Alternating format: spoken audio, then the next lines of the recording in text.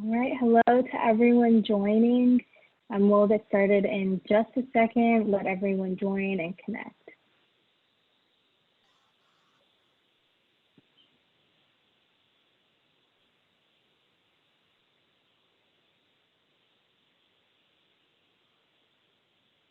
All right, good morning, everyone, and welcome to today's session of the Women Veterans Empowerment webinar series.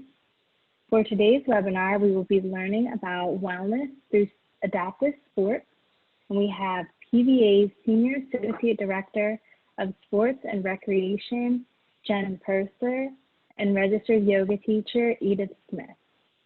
For the best viewing experience today, please have your Zoom window in full screen so that you can see the slides as well as the panelists today. If you have any questions during the presentation, please feel free to use the Q&A box that's in the meeting controls. Please submit them as we're going and the panelists will answer. At the end, we will open up to questions and you can raise your hand and I will call on you and you can ask your question out loud if you'd like. And the webinar is being recorded, so you will receive a recording of this webinar in addition to the slides after. And with that, I'll hand it over to Jen Purser to start. Thanks. Thank you, Marissa. Hi, everyone. We're so excited to have you guys here for the 4th webinar series. And of course, we're excited to be talking about adaptive sports. It's definitely one of my favorite topics. I'm also very excited to be doing this presentation with one of my good friends, Edith Smith, who is a guru in my eyes around yoga and all things that are mindful. I call them mindful sports. So now the objective today is, there may be some things you guys are already doing, and it may be a blueprint that you're already working on. And if you're a novice, hopefully there's some things that can help you with your adaptive sports, but we want you guys to just evaluate your program that you're doing and maybe find a new solution to how you're doing training or your nutrition, or even finding some new connections. So on to the first slide, Marissa. Just some facts about adaptive sports. Now, we know some of you are novices. We know some of you are very experienced athletes. And then when we look at these numbers across the board, 56.7 million people in the United States have a disability, which is 19 to 20% of our population. The need for adaptive sports is not only there for your rehabilitation, but also your wellness, which many of you have already experienced through adaptive sports. And there's a huge amount of benefits to adaptive sports, which we'll go over here in a little bit. But the biggest thing to focus on is just the quality of life from the time you've been injured to how you grow with your injury is what adaptive sports can do for you. And then the next slide for me, Marissa. Yeah, I'll launch the first poll. So here we go. If everyone could answer the poll question that just popped up, the question is, what is your level of participation in adaptive sports, experienced, novice, or considering adaptive sports?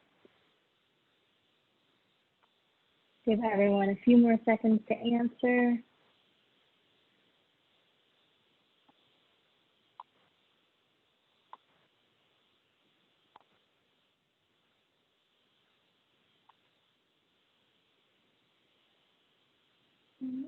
Getting a few more answers in.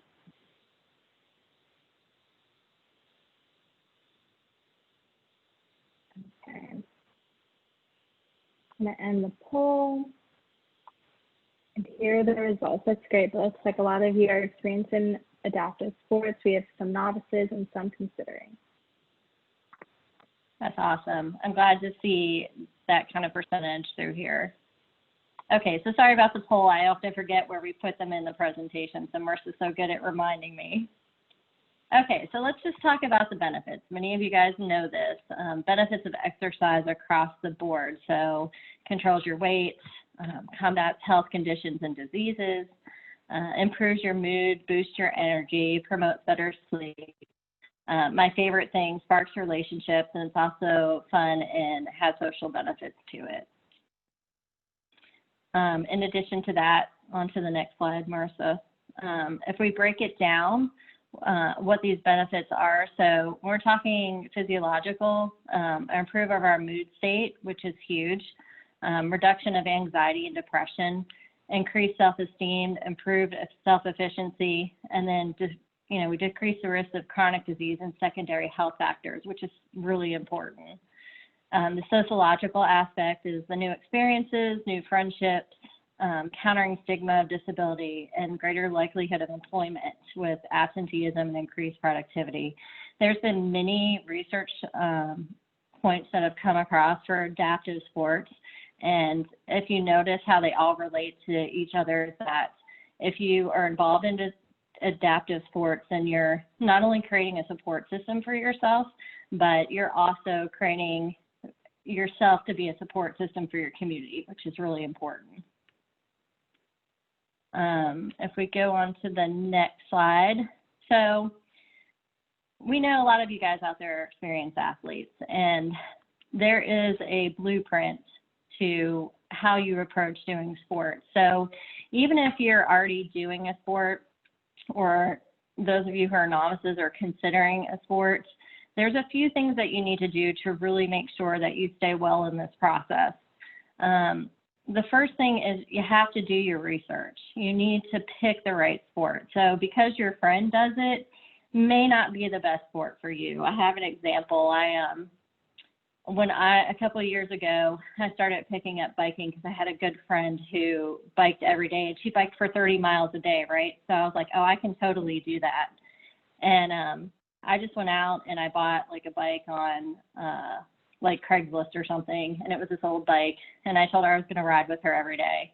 And I ended up attempting to ride those first 30 miles with her, and I thought I was going to die. So I didn't do my research on what I needed to do in this sport and how to maintain it. So when we go through this list, there were some things that I missed on that, right? So I didn't meet with my medical professional to even see if I could go out and I was healthy enough to do this sport and start it. That's a key factor. You got to do your research, and you got to get checked out before you do a new sport and get the okay. I didn't have a good coach, although I have to say my friend was great support. And eventually I learned how to ride my bike and train in the way that I should. But you have to have people who support you through this process. Coaches are there, whether they're from the VA or they're from an adaptive sports program, to help you set up a good training program and to make sure you're checking these boxes. Because a lot of us, like myself, are eager just to go do it. And in the process, sometimes we end up doing more damage to ourselves than we actually do with the health benefits. Don't borrow equipment from your friends. I see that a lot in our adaptive sports programs. I know equipment's expensive. There are places that you can reach out to that can help with some of that adaptive sports equipment, including the VA. I know the process can be a little tedious, but if you have a good coach, they can help you with that process. And, we have other partners at the VAs that do this, that can work with you. So reach out to PVA Sports, and we might be able to help connect you with people. Have a good training plan. So let's talk about that for a minute. You guys who are experienced athletes probably have a training plan, right? But we need you to take some time and really look at that training plan. What does that involve? Are you, doing, and you can see it as we go down this list, are you stretching before and after? Are you have a nutrition and hydration plan in there? Are you alternating? So say you're doing hand cycle, are you doing a heavy ride and then coming back and doing an additional heavy ride behind it? Or are you doing a recovery ride? Or are you adding a different sport in there? If you continuously use the same muscles all the time in that same sport that you love, you're not really doing your body justice. You're kind of wearing your body down. You have to add other things in to keep those muscles strong.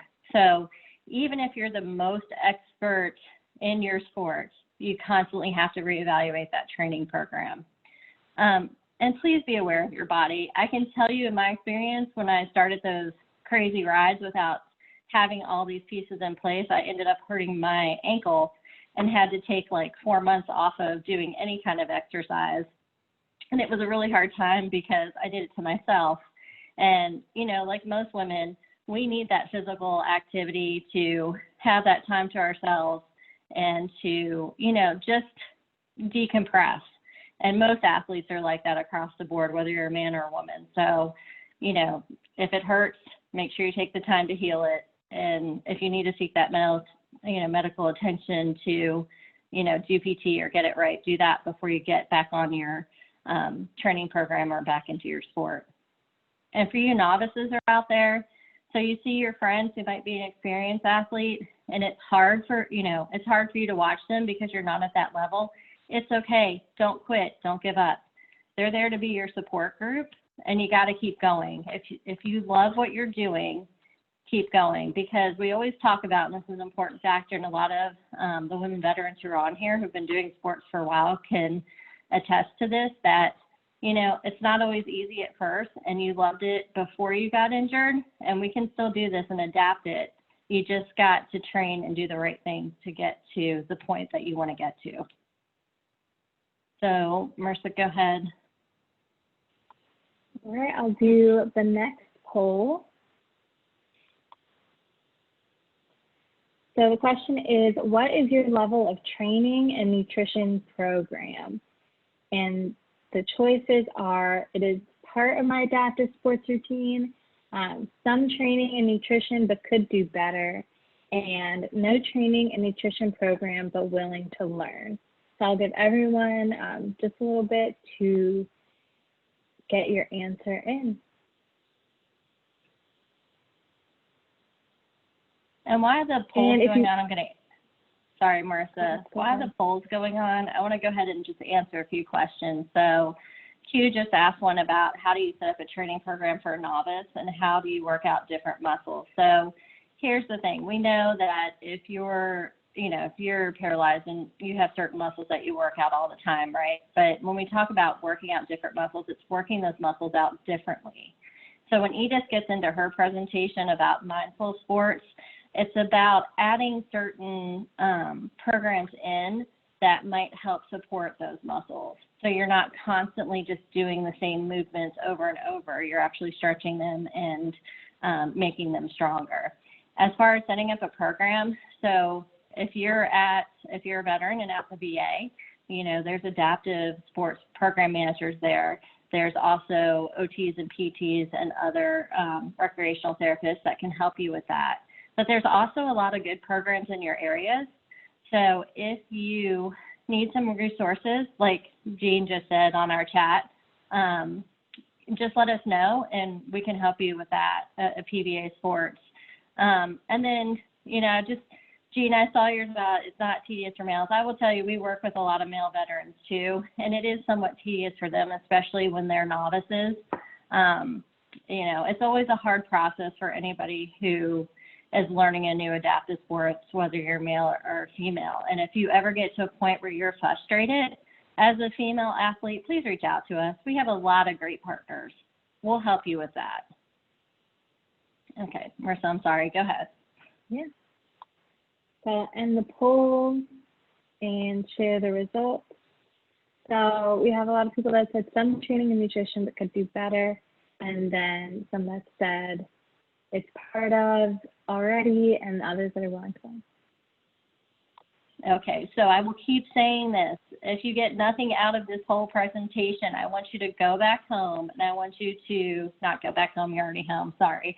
But after this, take a look at your program and your training and your nutrition and talk it over with your coaches or your support people at whatever sports program that you're doing to see how you can better your training and your nutrition.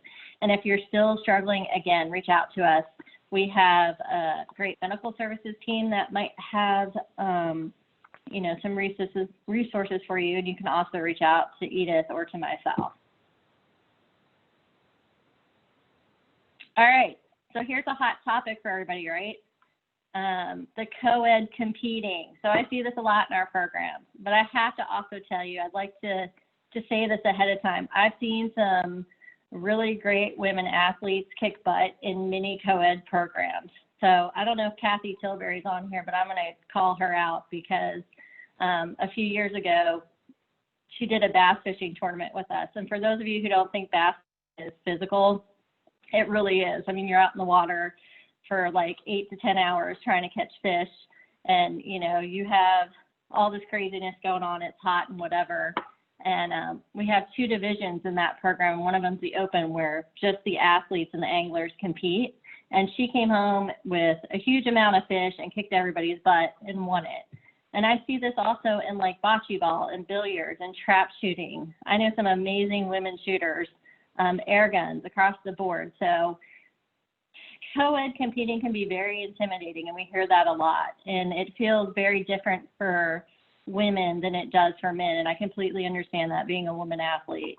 But, you know, the biggest thing is, don't be intimidated. Talk with your friends about a program. So if you're considering a program, especially as a novice, and it's a co-ed program, and you already have friends who are doing that program, or maybe you don't and you need some support, you got to do the research. You can reach out to us. We'll help you do research on it, find out what the climate is in there. How does the program managers handle any kind of, you know, not complaints, but issues that you may have? And then, is it a supportive environment? Other women athletes, are you guys supportive of each other within these programs? And how are the men supporting women athletes? And then I always encourage this, bring your own support program. Your coach or your support staff is there to help you. Your friends and family are there to help you through these times, because, you know, sometimes when we get involved in something and we're intimidated by it, we take things and we hold them in and we think everybody, you know, is coming at us, or, you know, maybe it's not the right feel. But from the outside looking in, you know, your support staff can see how that program is actually functioning and help you maneuver through that. So if there's ever any concerns, reach out to your friends. Make sure you know what that program's policy is on addressing those kinds of issues, and then find out what the temperature is on those programs. You know, we see this a lot at the games too. There's typically different classifications, but sometimes you have to compete together. So it really is an internal battle with yourself, but you have a lot of resources that will help you through that. All right, we have another poll question about your comfort with co-ed programming. Choices are very comfortable, somewhat comfortable, and would like to participate with other women only. So I'll give everyone just a few seconds to go ahead and answer the question.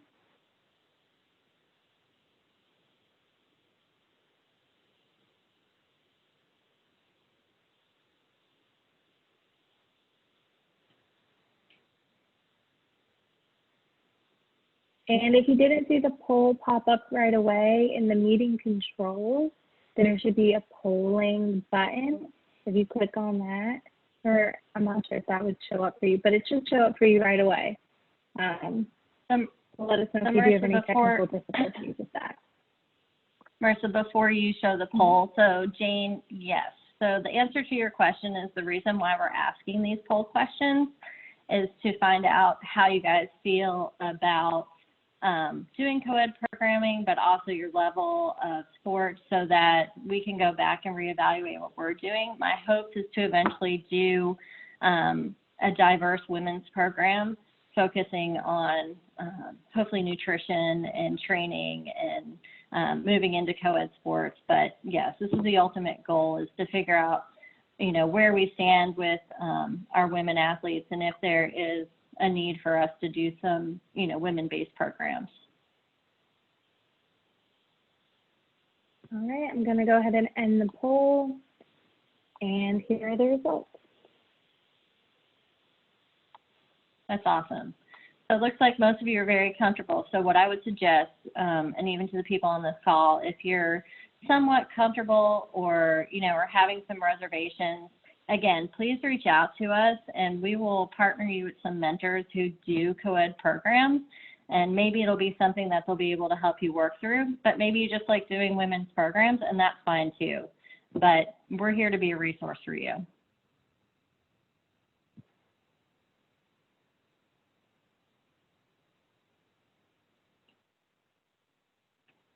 Okay, so with all physical activity, not to kind of one of the slides you have to put in there to make sure that everybody understands that there's always physical risk. Those of you who are experienced athletes, you know this. But again, when we talk about our blueprints and how we choose a new sport or continue through our sport and reassess the program you're already doing, these kind of are just repeat good cool down and a stretch routine to help those muscles. It needs to be the right fit or equipment. This is a big pet peeve for me because I see it all the time, especially in certain sports. We can't encourage you using your friend's chair, right? We can't. It's like, you just can't, those things can't happen. You need to make sure you get fitted. The hydration and nutrition is super important if you want to stay healthy for a long time while you're doing these sports. Make sure that you're working with your coach or the support team in that adaptive program, that you've learned the right techniques. Like I said, I just went out and rode and ended up hurting my ankle. We don't want that to happen to you. And then the biggest thing is stay in tune with your body and get those annual checkups, or if something doesn't feel right, go get checked out before you really get injured.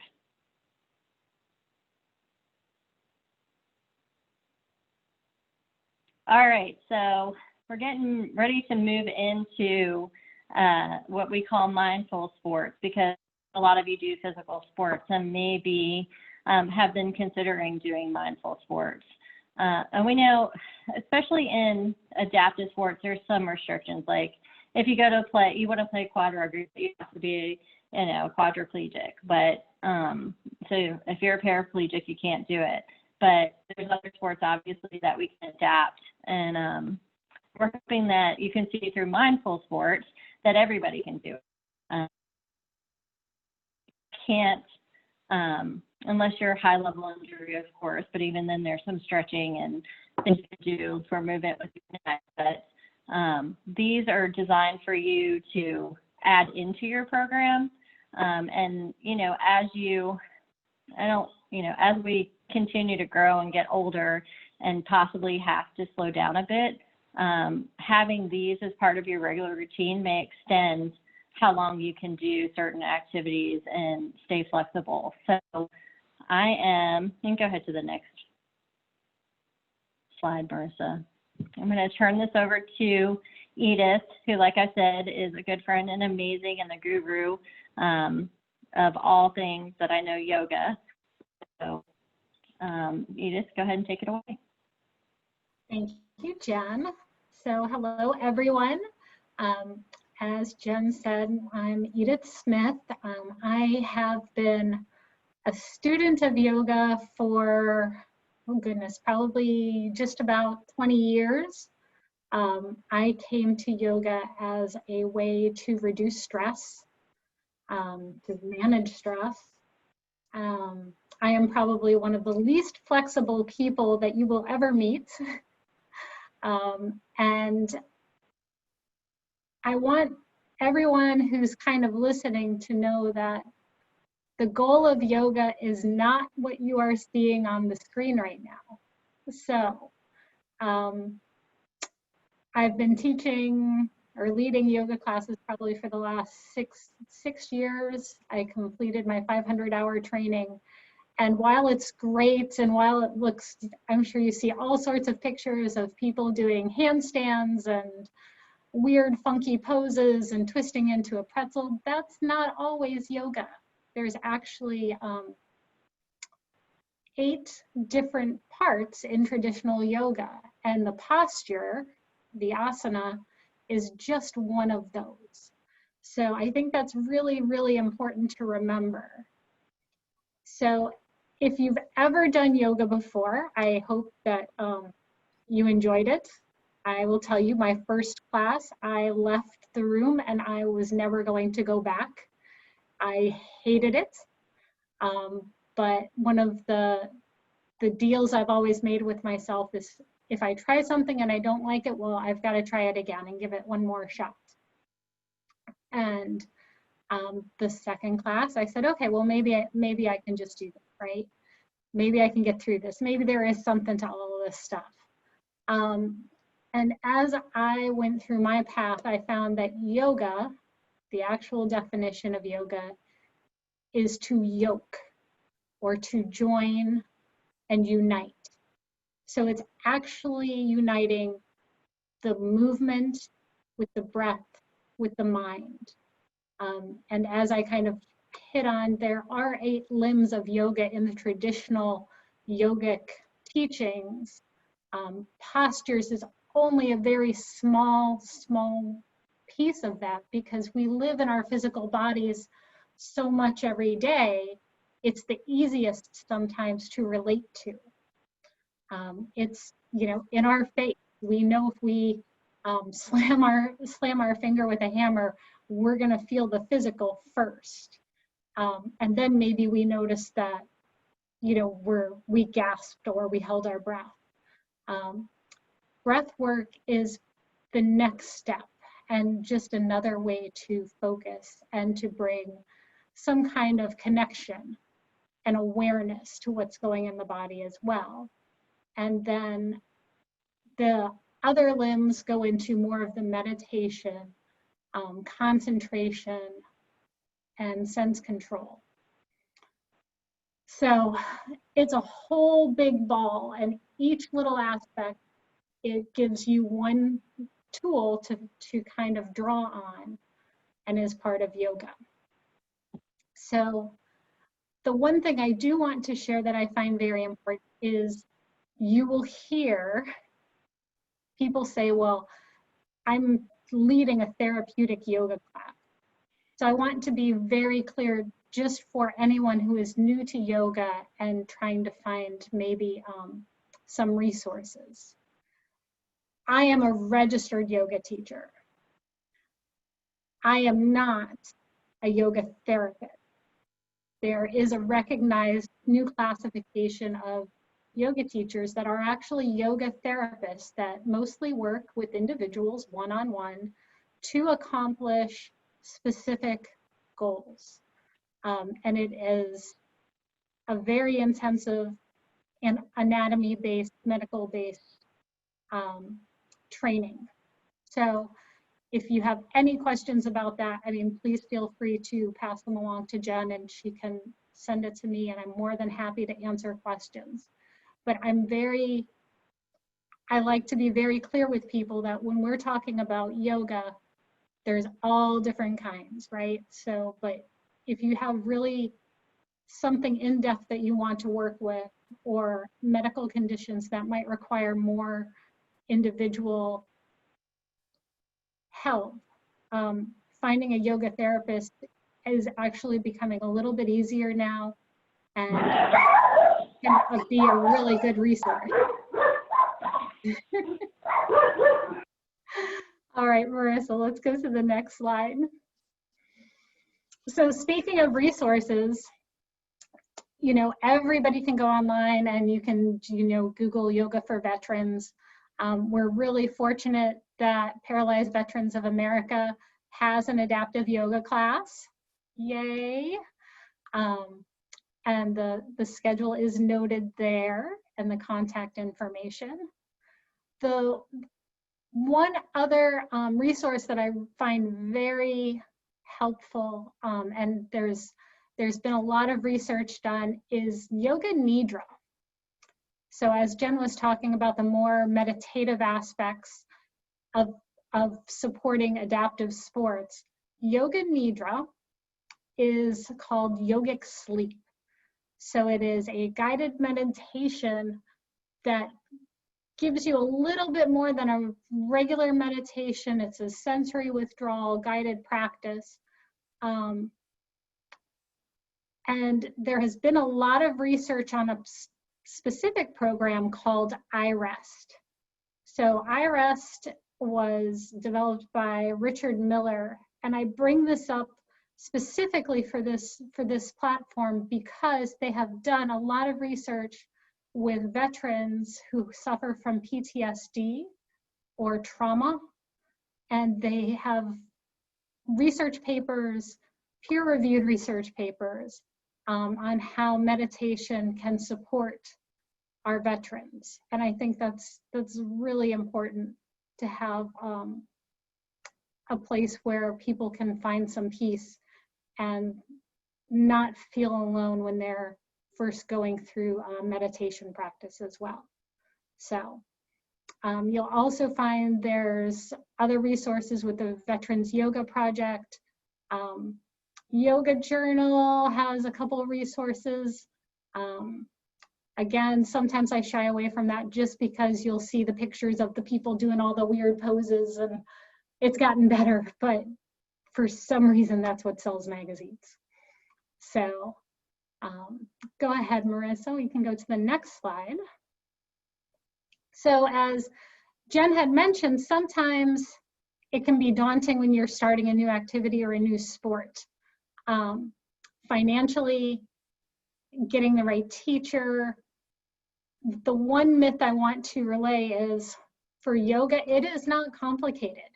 Again, if we're sitting and doing stretches, that's one thing versus sitting and doing breath work.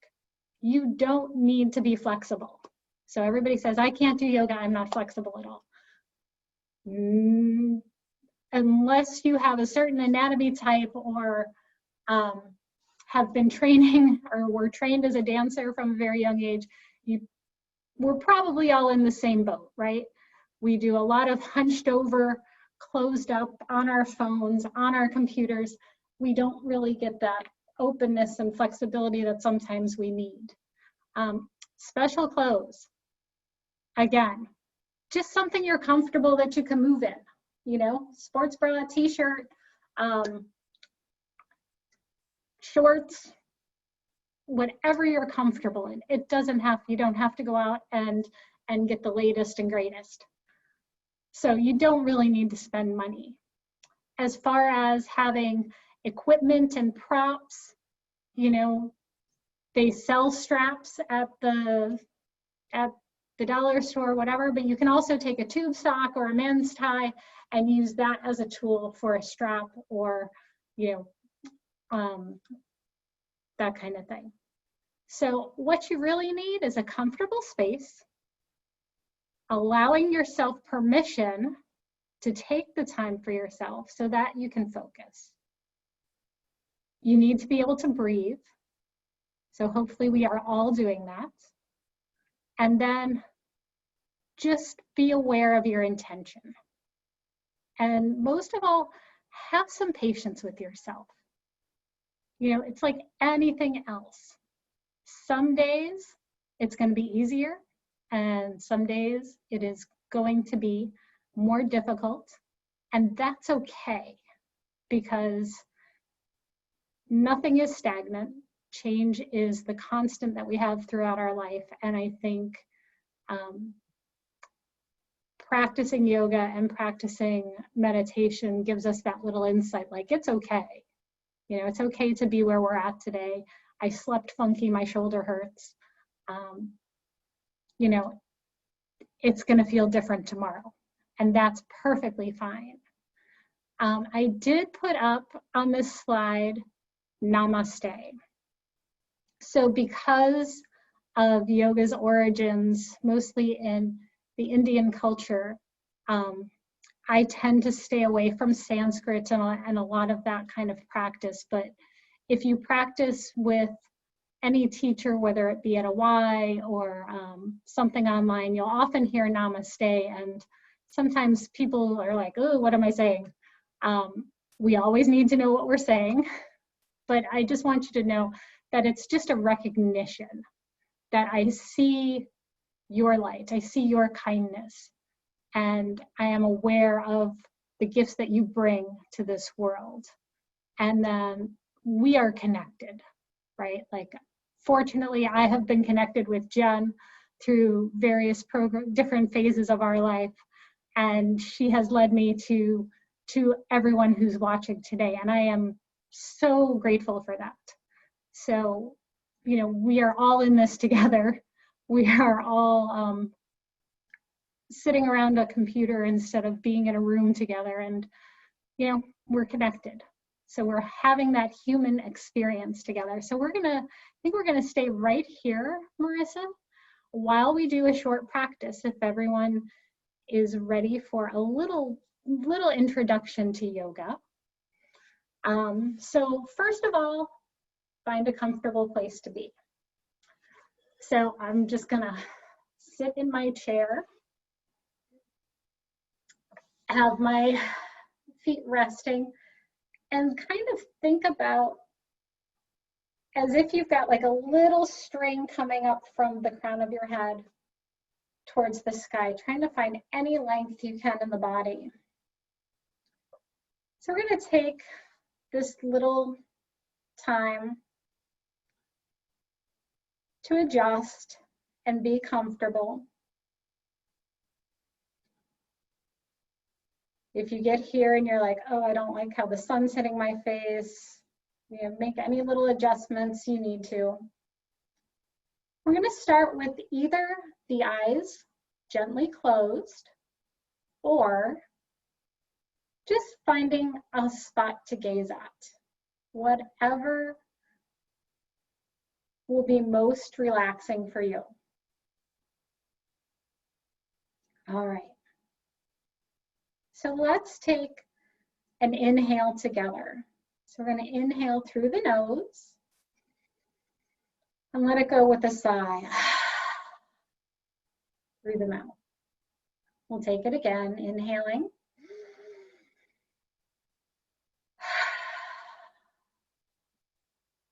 Letting go of everything that's happened previously today. One more. And not worrying about anything else. And just begin to check in with the body. Noticing if you're holding any tension in the eyes, in the jaw, in the throat or the shoulders. And while you're still sitting very tall, just let everything else relax.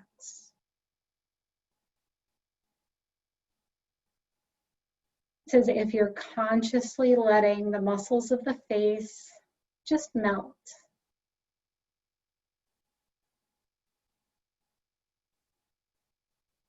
Checking in with the shoulders, the abdomen.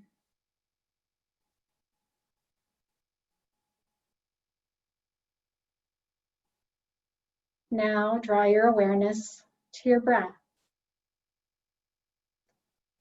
Notice if you're taking shallow breaths, deep, whether they're short or they're long, without trying to change anything.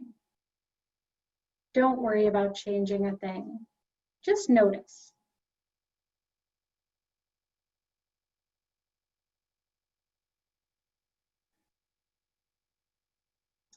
And then slowly begin to inhale through the nose if it's available, and exhale through the nose.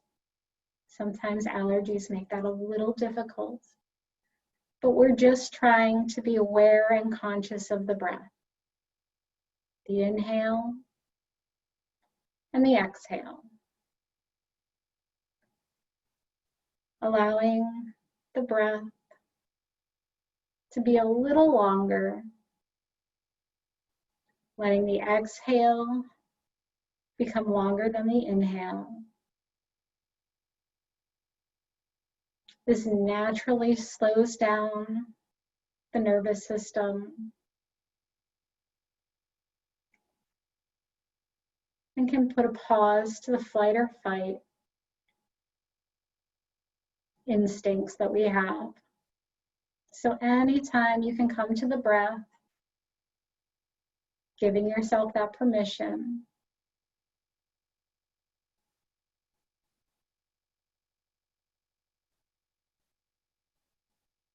Taking a few breaths on your own.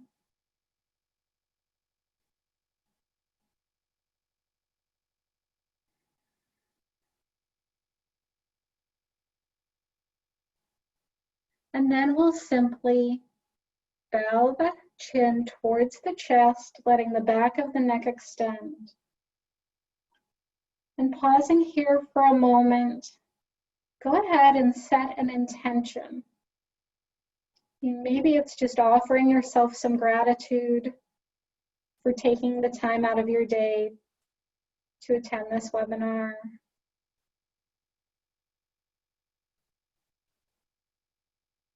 Maybe it's to have a good rest of your day or to set new goals or to just offer yourself some love.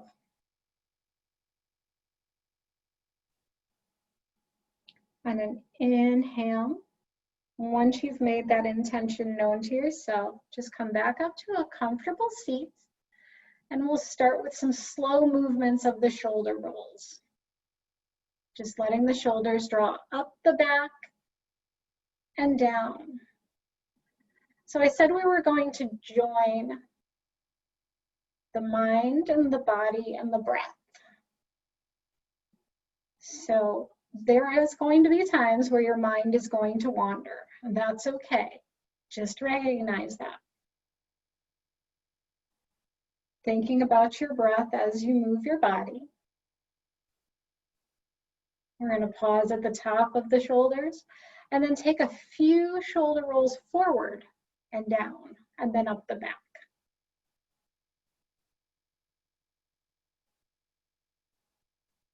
And pausing at the top and taking one big stretch, letting the hands come down to the side. Okay, so let's bring hands to heart. So this is one of my favorite breath-related movement postures. I like combining a visual with this as well. So this is called a bird's breath. So we're going to take an inhale and an exhale together, inhaling, let it go. Inhaling, we're going to come forward. Exhaling, opening our arms wide. Inhaling, the hands come overhead, let the shoulders drop. And then exhale, hands back to heart center. I'm going to keep moving with the breath, inhaling. And you can find your own pace. Exhale. Inhale, overhead, shoulders relax. Then exhale, back to heart. So here's your bird's breath. Here's the bird's beak on the inhale. Here's the bird's wings on the exhale. Inhaling, the bird flies out of the nest. Exhaling, the bird returns safely. So I like having that visual as we go. So we've joined the body movement with the breath. We can keep this as a meditative practice. You can engage the arms a little bit more if you were to imagine that you were swimming in a pool full of jello and just having some resistance, drawing the muscle to the bone.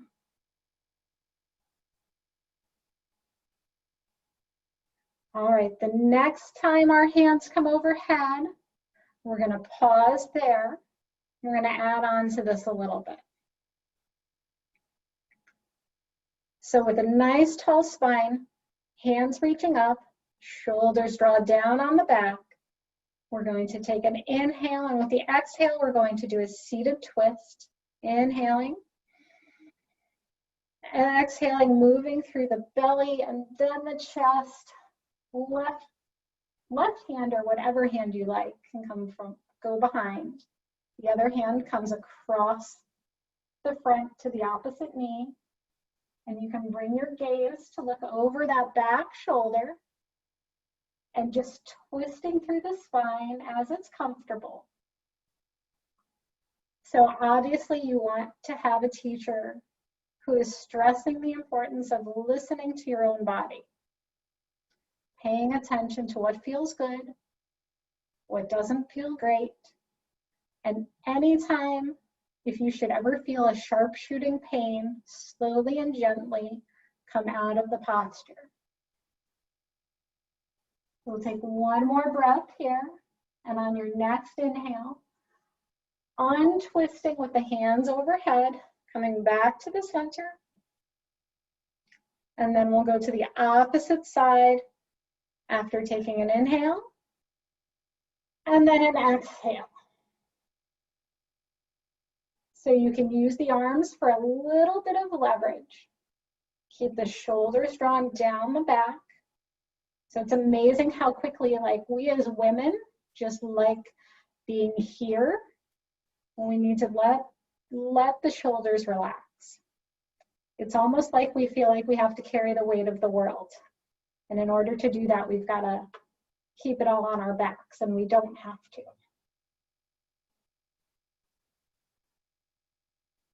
So with each inhale, see if you can get a little bit taller.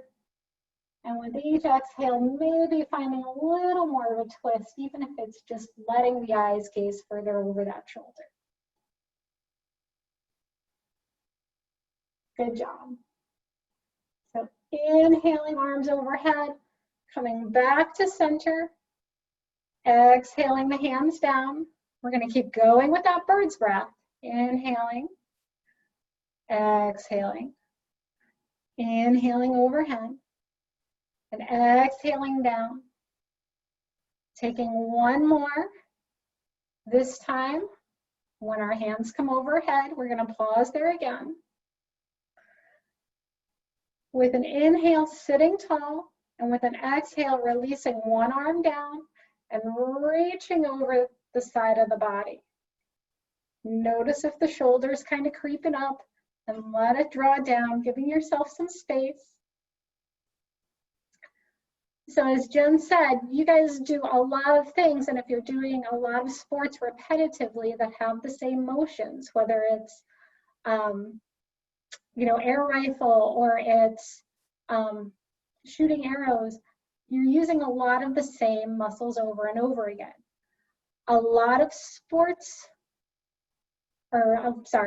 athletes use yoga. Go ahead, inhale, come back to center.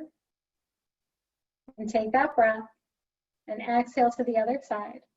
A lot of athletes will use yoga to supplement their other sports, to find that flexibility, to balance out the strength that they're getting from repetitive motion or weight training, that kind of thing. Look at the Seattle Seahawks, right? Like, that was a huge deal. They won the Super Bowl. Well, they were all doing yoga too, to kind of balance out their football training. A lot of golfers use yoga. Runners use yoga because it targets a different muscle group, but it also gives you that mindfulness and break. So come back to a tall seat with hands at heart. We're going to move into one more breath. Let me just see how we're doing on time. We're going to do one more quick breath that you can also do seated anywhere else. We're going to bring palms in front, one palm down, the other palm on top of it. With an inhale, bringing the hands towards you, and with the exhale, palms touch. Here's your twisty little bendy yoga pose. Coming overhead. And then as you exhale, let it come down. Switching palms of the hands. Palms coming towards the body. Spinning down. Maybe the palms touch. And come overhead. And then releasing. So I'm going to do this from a side view. One more time. Opposite hand comes on top. Inhale as you bring the palms together. Extend. And then come overhead. And then releasing all the way down, untwisting the arms. One last time, just so each hand gets to be on top twice. Thinking about your breath. Thinking about the muscles engaging at the arms and the shoulders. Tall spine. And releasing. So let's take a moment and pause once again. Either allowing the eyes to close or finding a gazing point. Taking a few breaths here and just checking in with the body. How does it feel? What do you notice? Has the breath changed?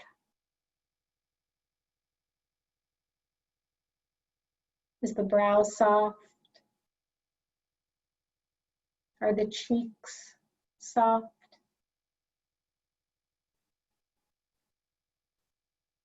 Are you more aware of the body? Do you notice any different sensations?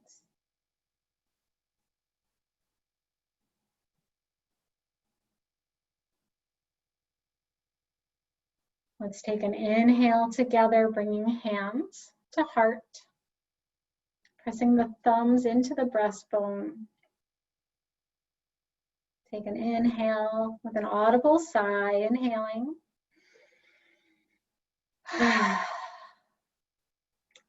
Namaste.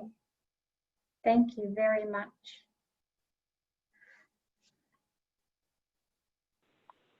All right, thank you, Edith.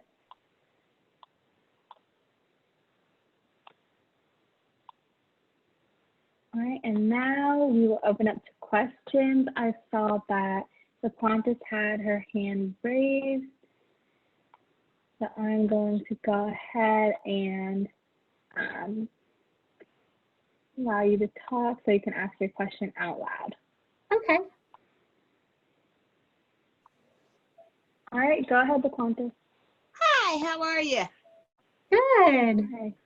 Thanks for having it. I have a question because I sometimes do yoga at different places. And I don't know how to do certain moves adaptively because I don't move. I mean, I move my arms, but how do I get the same movement, comma, and then, you know, they're trying to open up certain things within the body. So how do you keep this, the essence of yoga? If the person was standing, how does the same thing work for someone that's sitting? Okay, so let's go back to anytime you are being mindful of your body and your breath, you're doing yoga, okay? And you know, we did a little bit of a seated practice today, and I always tell everybody, like, if we're doing a seated practice and all of a sudden somebody wants you to do a sun salutation where you're coming overhead and then forward folding, you can do that seated, or a cat cow. Or if it is just a pose that may not be accessible, do what feels good for your body. You know, if it feels good to do another seated twist, remember the teacher that is there to guide you. You know, I always tell students, if you come to my yoga class and all you want to do is lay down for 45 minutes or an hour and do your own relaxation and shavasana at the end of class, then by all means, that is what you should be doing today. If you talk with your teacher maybe out of the class and say, hey, I'm not really comfortable when we go into that pose because I'm not really sure what to do, they can maybe give you specific guidelines, but I really think if something's not accessible, don't be afraid to do whatever feels good. Does that make sense? Yes, it does. Thank you. Sometimes we just need the permission to have, you know, to be the rebel in the class, and that's totally awesome. Just be the rebel. I'm game. I can be the rebel. Thank you. All right, does anybody else have any questions? Please feel free to raise your hand and you can ask out loud, or go ahead and submit in the Q&A box and we can answer.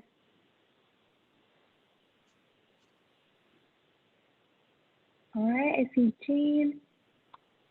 Go ahead.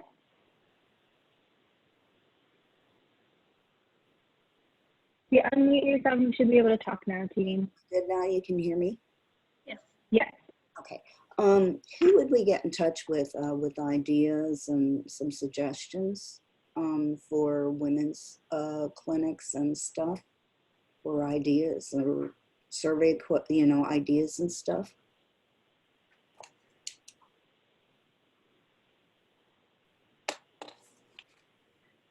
Oh, Jen, I think you're on mute. Is that for Jen? Yeah. There we go. Can you hear me? Yeah. Which Hear me Jen? now? Okay. Which- Yeah, just reach out to me, Jen Purser, Okay. pediatric.org. Was it Jen? Just what's your? Can you put your email up there or something?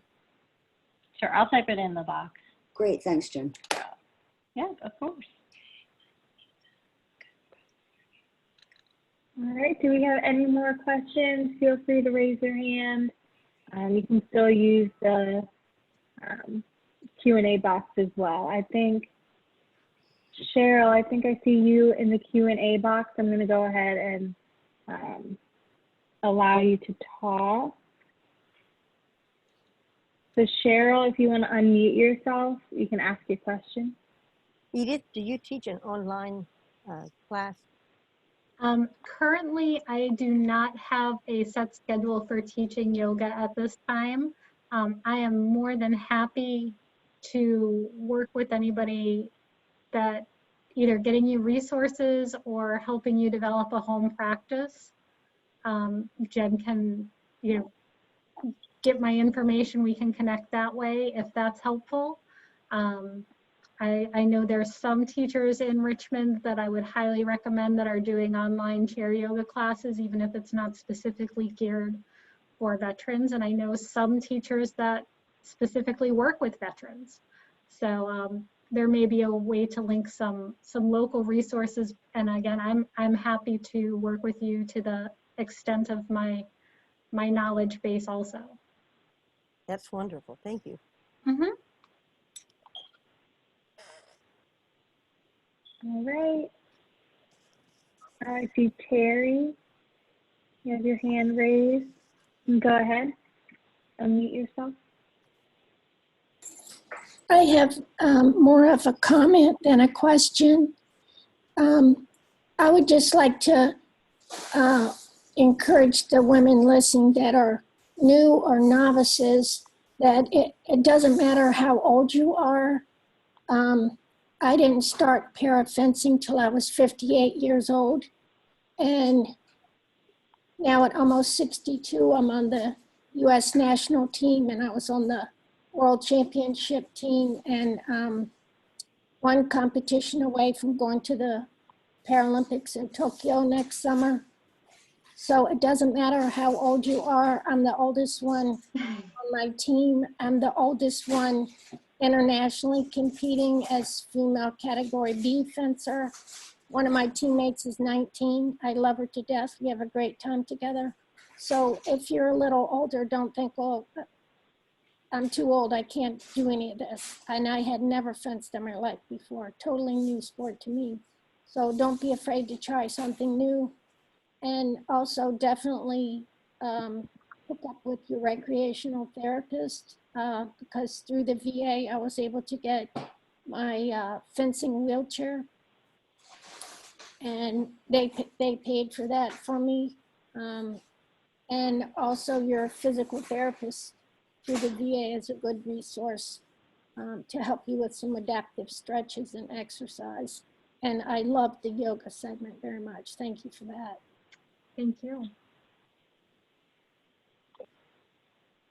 Thank you. Do we have anybody else?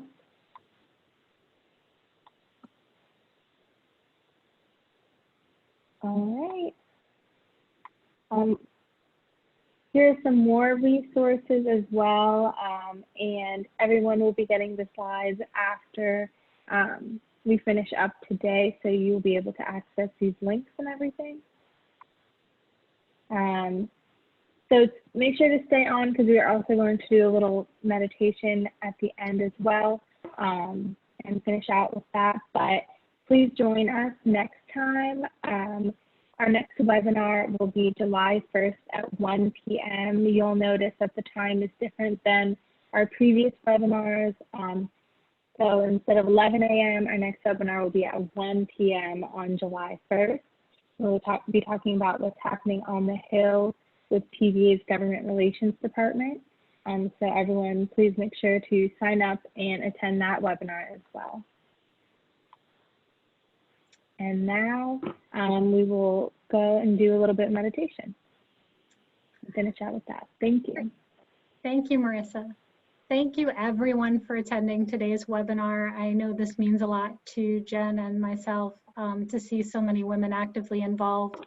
This meditation will only take about 5 minutes, so it is up to you if you want to hang in or cut out.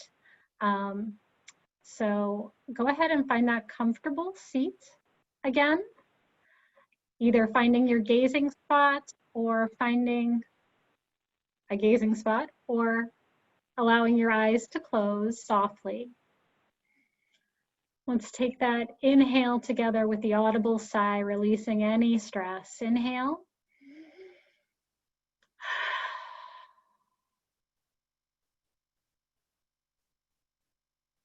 Allow the mind to soften. And if the mind wanders, let it wander, but just notice without judgment. And bring it back to the sound of my voice. Repeat after me in your mind. May I be happy. May I be well. May I be peaceful and at ease.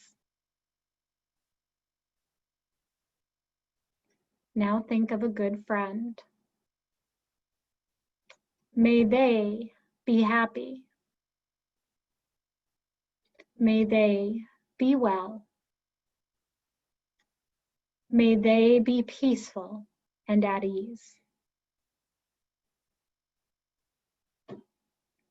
Now think about someone, an acquaintance, maybe the girl at the checkout line.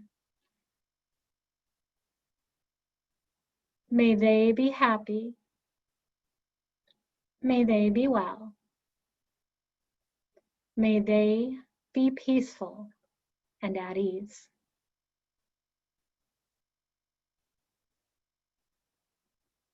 Now, think about someone who you may disagree with, someone who might be difficult.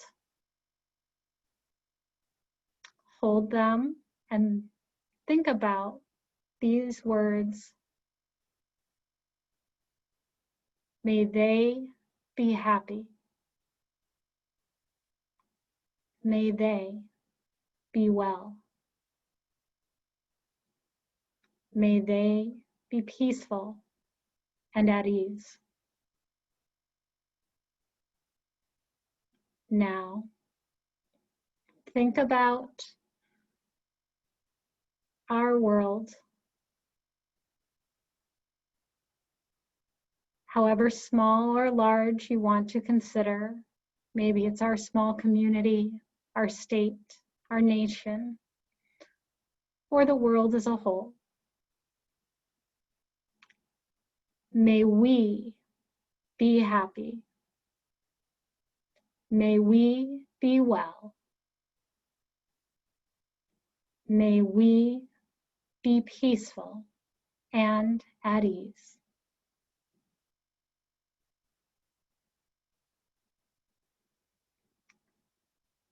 Taking a few breaths and holding that intention.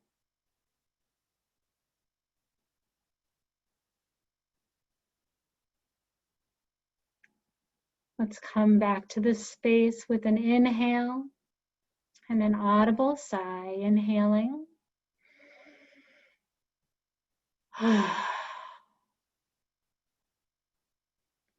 Slowly opening the eyes and knowing that you have the sense to come back to this sense of peace at any time. Just give yourself the space to do so. Jen, thank you so much. Marissa, thank you so much for allowing me to be your guest today. Thank you for coming. Thank you, everyone.